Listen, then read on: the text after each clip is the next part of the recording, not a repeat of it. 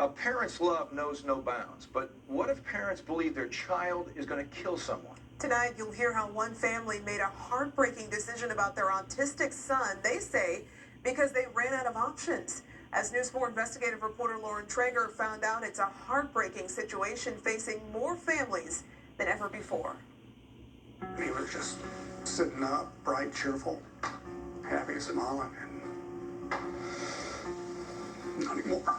Norval Wallen says around the age of 1, their son was diagnosed with autism.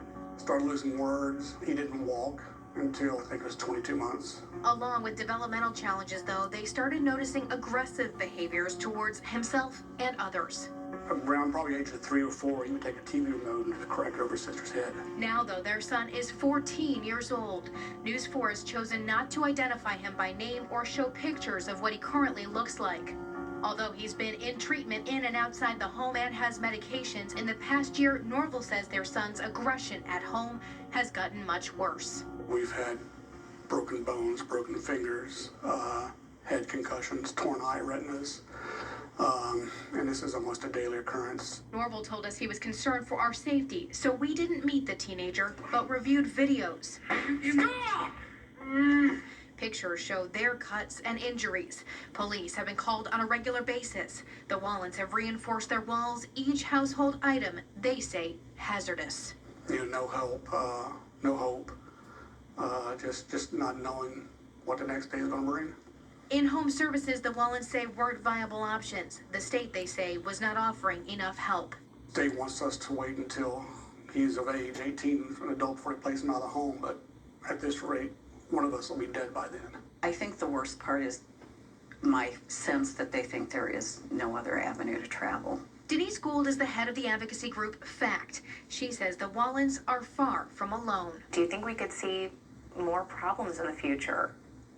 I'm afraid that we will. It has been increasing in the last 5 years in a rapid rate. The CDC says that autism is the fastest growing developmental disability, the prevalence of which has increased almost 120% since 2000. Children with autism's brains are not functioning the same way as everybody else's brains, and they need interventions and services. But recent cuts in funding, Gould says, has made providing those services challenging. You're left with bills that are extraordinarily high.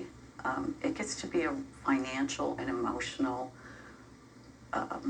dilemma for a family and very challenging to navigate. It's a problem that took us to Jefferson City, where officials too say they're seeing more children with autism exhibiting aggressive behaviors and not enough providers to help them. I think we need more providers and to do those services. Yes. Marcy Vollmer with the children grow up and do very well in a family environment. But in cases of extreme danger, can the state act quickly enough?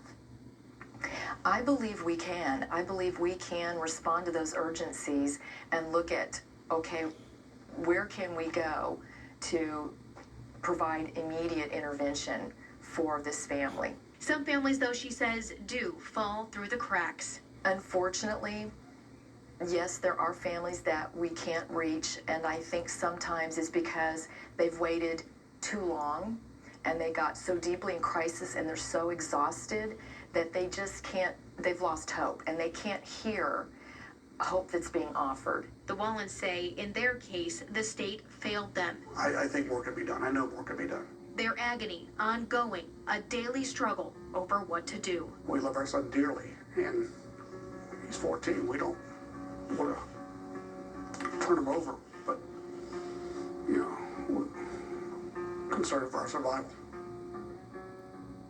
Since we spoke with them, the Wallens made a drastic decision. They called the state and voluntarily gave up custody of their son. And now they could be facing charges for doing that, something that experts say is a real possibility in certain circumstances. The Department of Mental Health says the move to give up custody of a child is extremely rare. The Wallens tell us they felt they had no other choice, but they are trying to stay in their son's life as much as possible. This is definitely a very tragic situation. But if you know of a family who's struggling in this position, help is out there. We've got resources on our website, KMOV.com. For News 4 Investigates, I'm Lauren Traeger. The Four.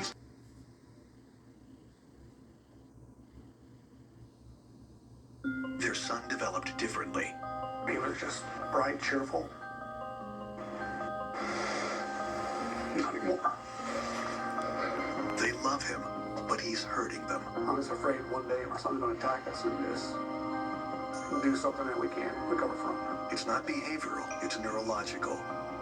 We love our son dearly.